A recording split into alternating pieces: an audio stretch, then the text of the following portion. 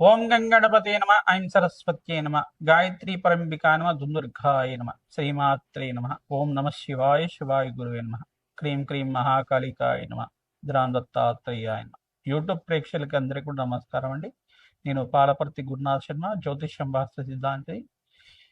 ఈయనంతా కూడా గోచారిత్య గ్రహాల యొక్క ప్రభావం అంతా కూడా మేషాది ద్వాదశ రాశుల వాళ్ళకి ఈ యొక్క గ్రహాల యొక్క ప్రభావం అంతా కూడా ఈ రకంగా ప్రభావం చూపిస్తున్నాయి. ప్రధానంగా మేషాది ద్వాదశ రాశుల వాళ్ళకి గ్రహదోష నివారణార్థం ఎటువంటి పరిష్కారం ఆచరించాలి, జూన్ నెల మాస ఫలితాల్లో భాగంగా సంపూర్ణ విశ్లేషణ అంతా కూడా చెప్పడం జరుగుతుంది. ప్రధానంగా గోచారరీత్యా బృహస్పతి మార్పు అతిచారంలో అంతా కూడా కర్కాటక రాశిలో ఉచ్చ స్థానంలో మార్పు అనేది రాజయోగ కారణంగా మారబోతుంది. ప్రధానంగా గజకేసరి యోగంలో మార్పు అనేది రాజయోగ కారణంగా మారబోతుంది.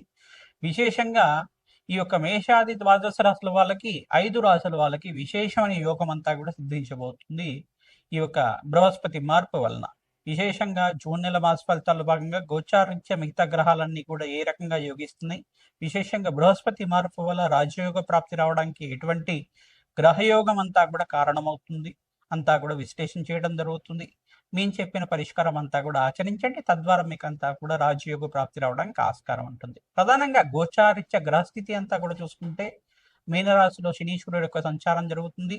ప్రధానంగా జూన్ నెల 15వ తారీఖు తర్వాత ఈ యొక్క సూర్య భగవానుడు మార్పు అంతా కూడా జరుగుతుంది. వృషభ రాశి నుంచి మిథున రాశికి మార్పు అంతా కూడా జరుగుతుంది. ప్రధానంగా చూసుకుంటే ఈ యొక్క గ్రహస్థితి అంతా కూడా అనుకూలించడానికి శుక్రుడు, బుధుడు, సూర్య భగవానుడు కలిగిక అంతా కూడా మిథున రాశిలో సంచారం జరుగుతుంది. బృహస్పతి సంచారం అంతా కూడా జూన్ నెల 2వ తారీఖు రోజు నుంచి కర్కాటక రాశిలో విశేషంగా అఖండమైన పుణ్యయోగంతో, అఖండమైన రాజయోగంతో, గజకేసరి యోగంలో అంతా కూడా కర్కాటక రాశిలో ఉచ్చ స్థానాన్ని పొందుతున్న బృహస్పతి యోగం అంతా కూడా రాజయోగ కారణంగా మారబోతుంది. ప్రధానంగా సింహరాశిలో అంతా కూడా కేతు యొక్క సంచారం జరుగుతుంది, మరియు కుంభరాశులు అంతా కూడా రాహు యొక్క సంచారం జరుగుతుంది. గ్రహస్థితి ఈ రకంగా ఉంది కావున మేషాది ద్వాదశ రాశుల వాళ్ళకి ఎటువంటి రాజయోగాలంతా కూడా సిద్ధిస్తున్నాయి. ప్రధానంగా చూసుకుంటే అంగారకుడంతా కూడా మార్పు కూడా చెందుతున్నాడు, తద్వారా రాజయోగ ప్రాప్తి రావడానికి ఆస్కారం ఉంటుంది. విశేషంగా 45 రోజులకు ఒకసారి మార్పు జరుగుతుంది. విశేషంగా ఈ యొక్క పుష్కర యోగం అంతా కూడా సిద్ధిస్తుంది ఈ యొక్క గ్రహస్థితి మార్పు వల్ల అంతా కూడా అని చెప్పేసి. విశేషంగా మీకంతా కూడా ఎటువంటి రాజయోగ ప్రాప్తి రావాలని ఈ యొక్క గ్రహయోగ కారకత్వం అంతా కూడా విశ్లేషణ చేయడం జరుగుతుంది. అష్టైశ్వర్య యోగం సిద్ధించాలన్నా, రాజయోగ ప్రాప్తి రావాలన్నా పూర్వజన్మ సకృతం అనేది ఉండాలి. పూర్వజన్మ పుణ్యప్రాప్తి వల్ల, గ్రహయోగం వల్ల మీకంతా కూడా రాజయోగ ప్రాప్తి రావడానికి ఆస్కారం ఉంటుంది. ఈ యొక్క బృహస్పతి అంతా కూడా రాజయోగ కారకుడు, వ్యాపారంలో అభివృద్ధి తీసుకొచ్చే గ్రహంగా చెప్పడం జరుగుతుంది. అదృష్ట యోగం ఇచ్చే గ్రహంగా చెప్పడం జరుగుతుంది. ప్రతి విషయాల్లో కూడా గురుబలం అనేది కారకత్వంగా చెప్తూ ఉంటాం. ముహూర్త భాగంలో కావచ్చు, మరియు వివాహాది శుభకార్యాల్లో కావచ్చు, మరియు ఇక్కడ చూసుకుంటే ఈ యొక్క అధిక మాసంలో అంతా కూడా రాజయోగ ప్రాప్తి రావడానికి ఆస్కారం ఉంటుంది. మనకంతా కూడా జూన్ నెల 16వ తారీఖు దాకా అధిక మాసం అంతా కూడా జరుగుతుంది, మరియు నిజ దేశ మాసం అంతా కూడా జూన్ నెల 17వ తారీఖు తర్వాత నుంచి అంతా కూడా యోగకరంగా ఉంటుంది. కావున ఈ యొక్క గ్రహస్థితి అంతా కూడా అనుకూలించడానికి ఏ గ్రహ దోషానికి అంతా కూడా పరిష్కారం ఆచరించాలి, ఏ కులదేవత ఆరాధన చేయాలి, ఏ గ్రహానికి అంతా కూడా శాంతి పూజలు ఆచరించాలి. మేషాది ద్వాదశ రాశుల వాళ్ళకి విశేషంగా 5 రాశుల వాళ్ళకంతా కూడా రాజయోగ ప్రాప్తి అని చెప్పాం. ఏ రాశి వాళ్ళకంతా కూడా రాజయోగ ప్రాప్తి రావడానికి ఆస్కారం ఉంటుందో సంపూర్ణంగా విశ్లేషణ చేసి పరిష్కారం చెప్పడం జరుగుతుంది. వీడియో అంతా కూడా చూడండి, తగ్గు పరిష్కారం చేయండి, తద్వారా రాజయోగ ప్రాప్తి రావడానికి ఆస్కారం ఉంటుంది. దత్తాత్రేయాయ స్మరణ మాత్రే సంతుష్టాయ నమః. సింహరాశి జాతకులకి జూన్ నెల మాస ఫలితాల్లో భాగంగా జూన్ 2వ తారీఖు రోజున ప్రశాంతంగా ఈ యొక్క బృహస్పతి ఉచ్చస్థానంలో మార్పు జరుగుతున్నారు. ప్రధానంగా ఉచ్చస్థానంలో కర్కాటక రాశిలో మార్పు చెందడం వల్ల విశేషమైన ధనయోగ ప్రాప్తి రావడానికి ఆస్కారం ఉంటుంది. విశేషంగా సింహరాశి జాతకులకి అదృష్ట యోగం బయటపోతుందని చెప్పడం జరుగుతుంది. విశేషంగా మీకంతా కూడా బృహస్పతి జాతకరీత్యా యోగకరంగా ఉంటే అదృశ్యకాన్ని ఇవ్వబోతున్నారు. తద్వారా ప్రతినిత్యం కూడా దత్తాత్రేయ ఆరాధన చేసుకోవడం, సంతాన యోగం సిద్ధించడం కానీ, వివాహాది శుభకార్యాల కోసం చర్చలు పెరుగుతూ ఉండడం కానీ జరుగుతూ ఉంటుంది.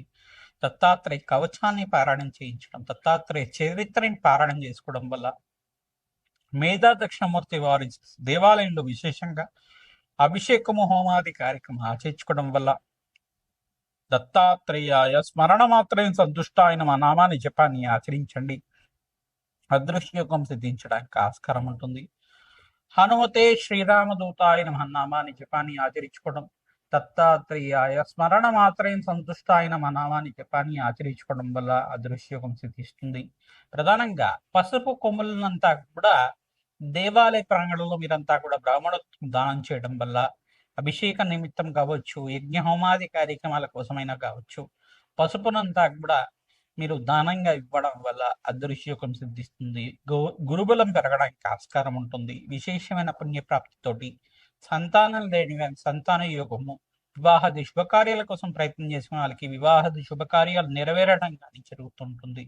విశేషమైన ధన ప్రాప్తి లభించడానికి ఆస్కారం ఉంటుంది. మిశ్రమైన ఫలితాలు ఇచ్చే గ్రహం ఏంటిదంటే ప్రధానంగా అష్టమ స్థానంలో శనీశ్వరుడు సంచారం జరుగుతుంది, దోషకారిగా ఉంది. శనీశ్వర గ్రహ దోష నివారణార్థం వెంకటేశ్వర స్వామి వారికి కళ్యాణం చేయించడం, వెంకటేశ్వర స్వామి వారికి ప్రీతికరంగా తులసి మారాలు సమర్పించడం వల్ల అదృష్టయోగం సిద్ధిస్తుంది. పసుపుతో అభిషేకం అంతా కూడా వెంకటేశ్వర స్వామి వారికి అర్చించడం వల్ల అదృష్టయోగం సిద్ధించడానికి ఆస్కారం ఉంటుంది. వెంకటేశ్వర స్వామి వారి దేవాలయం తరచుగా దర్శనం చేసుకుంటూ ఉండండి. అదృశ్యయోగం కలిసి వస్తుంది. మాసంతలో విశేషమైన పుణ్యయోగం సిద్ధిస్తుంది. గోమాత సేవ చేసుకోవడం వల్ల రాజయోగ ప్రాప్తి రావడానికి ఆస్కారం ఉంటుంది. ప్రతినిత్యం కూడా దత్తాత్రేయ ఆరాధన చేసుకోవడం, ఈ యొక్క లక్ష్మీ కుబేర శాంతి హోమాది కార్యక్రమాలు ఆచరించుకోవడం, రాధశ్యామల యజ్ఞాధికరతలు ఆచరించుకోవడం వల్ల విశేషమైన ధన ప్రాప్తి లభిస్తూ ఉంటుంది. విశేషమైన పుణ్య ఫలితం వల్ల, పూర్వజన్మ సుకృతం వల్ల, పూర్వజన్మ పుణ్యప్రాప్తి వల్ల మీకంతా కూడా బృహస్పతి మార్పు వలన మీకంతా కూడా రాణి బాకీలంతా కూడా వసూలు అవ్వడం, మీకంతా కూడా ఈ యొక్క విశేషంగా అదృశ్యయోగం వల్ల ఆకస్మిక ధనయోగ ప్రాప్తి రావడం, వ్యాపారంలో వృత్తి వ్యాపార ఉద్యోగంలో అంతా కూడా మార్పులు చూస్తూ ఉంటారు. వృత్తిలో అంతా కూడా మార్పులు చూడడం, రాజకీయంగా పలుకుబడి పెరగడం, రాజకీయంగా ఉన్నత పదవుల్లో మీకంతా కూడా పదవులంతా కూడా రావడం జరుగుతూ ఉంటుంది. విశేషమైన పుణ్యయోగం వల్ల అదృశ్యయోగం పట్టపోతుంది. నూతన వ్యక్తుల పరిచయం వల్లనే మీకంతా కూడా ఐశ్వర్య యోగం సిద్ధించడానికి ఆస్కారం ఉంటుంది. విశేషమైన పుణ్యయోగం కోసం పుణ్యక్షేత్ర దర్శనాలు ఆచరించండి. అదృశ్య యోగం సిద్ధిస్తుంది. గోమాత సేవలో భాగంగా ప్రతినిత్యం కూడా గోమాత సేవను ఆచరించండి. 11 ప్రదక్షిణాలు ఆచరిస్తూ ఉండండి. గోమాతకు ప్రీతికరంగా పచ్చిక తలకబెట్టి గ్రాసాన్ని సమర్పిస్తూ ఉండండి. అదృశ్య యోగం సిద్ధిస్తుంది. హనుమతే శ్రీరామదూతాయ నమః.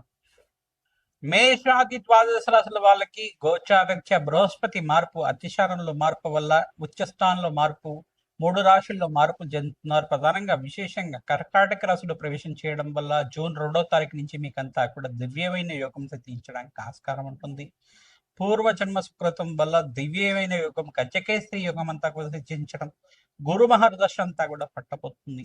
నూతన వ్యక్తుల పరిచయం వల్ల మీరంతా కూడా లాభాలు సిద్ధించడం కానీ, ప్రతినిత్యం కూడా దత్తాత్రేయ కవచాన్ని పారాయణం చేసుకోవడం, మేధ దక్షిణామూర్తి స్వామి వారికి శనగలమాలను నివేదన చేయడం వల్ల అదృశ్యయోగం సిద్ధించడానికి ఆస్కారం ఉంటుంది. దేవాలయ పరంగా విశేషంగా అన్నదానం చేయడం, విశేషంగా ఎక్కడైతే దేవాలయాల ప్రతిష్టలు జరుగుతుంటే మీ వంతు సహాయంగా అక్కడ అన్నదానం చేస్తుండడం, దివ్యమైన పుణ్యమైన కార్యక్రమాల్లో పాల్గొనడం అదృష్టయోగం సిద్ధించడానికి ఆస్కారం ఉంటుంది. విశేషంగా మేషాది ద్వాదశ రాశుల వాళ్ళు ఈ పుణ్యయోగంలో అంతా కూడా ఈ యొక్క అధిక మాసంలో మీరంతా కూడా గోమాత సేవ చేయండి. దివ్యమైన యోగం సిద్ధించడానికి ఆస్కారం ఉంటుంది. ప్రతినిత్యం కూడా దత్తాత్రేయ స్వామివారి క్షేత్రాన్ని మీరంతా కూడా దర్శనం చేసుకోండి. అంటే పుణ్యక్షేత్రాలు దర్శనం చేసుకోవడం మాత్రం చేత దివ్యమైన పుణ్యమైన యోగం సిద్ధించడానికి ఆస్కారం ఉంటుంది. వృత్తి వ్యాపార రంగంలో, ఉద్యోగ రంగంలో మార్పులు రావడం కానీ, ప్రమోషన్స్ కోసం దూర ప్రయాణాల్లో ప్రమోషన్స్ రావడం కానీ, విదేశంలో స్థిరత్వం రావడం కానీ జరుగుతూ ఉంటుంది. ప్రతినిత్యం కూడా మీరు దత్తాత్రేయ కవచాన్ని పారాయణం చేయించడం, దత్తాత్రేయ చరిత్రని పారాయణం చేసుకోవడం వల్ల దివ్యమైన యోగం సిద్ధించడానికి ఆస్కారం ఉంటుంది. మహాకాళి దేవాలయంలో మీరంతా కూడా కూష్మాండ దీపాన్ని వెలిగించడం, బ్రాహ్మణ అమావాస్య వేళల్లో కానీ, పౌర్ణమి వేళల్లో కానీ కూష్మాండ దానం చేయడం వల్ల దివ్యమైన పుణ్యమైన యోగం సిద్ధించడానికి ఆస్కారం ఉంటుంది. ఈ యొక్క గ్రహచారరీత్యా, గోచారరీత్యా జాతకం ప్రధానంగా ఉంటుంది. మీ జన్మ జాతకమే ప్రధానమైన జాతకం ఉంటుంది, కానీ జాతకరీత్యా ఉన్న లగ్న చక్రవశాత్తు ఎటువంటి గ్రహదోషాలు ఉన్నాయి, ఆ గ్రహదోషాలకి పరిష్కారం ఏమా ఆచరించాలి, ఈ యొక్క జ్యోతిష్ సిద్ధాంతాలంతా కూడా మీరు జాతకాన్ని చూపించి జాతకానికి తగ్గు పరిష్కారం ఆచరించడం వల్ల దివ్యమైన యోగం సిద్ధించడానికి ఆస్కారం ఉంటుంది. ప్రతినిత్యం కూడా 电 ఈ 量低， పుణ్యమైన యోగాల కోసం మా యొక్క ఛానల్ని సబ్స్క్రైబ్ చేయండి, లైక్ చేయండి, షేర్ చేయండి. మీకంతా కూడా మంచి శుభమైన ఫలితాలు పొందడానికి ఆస్కారం ఉంటుంది. దత్తాత్రేయాయ స్మరణ మాత్రం సంతుష్టాయ నమః.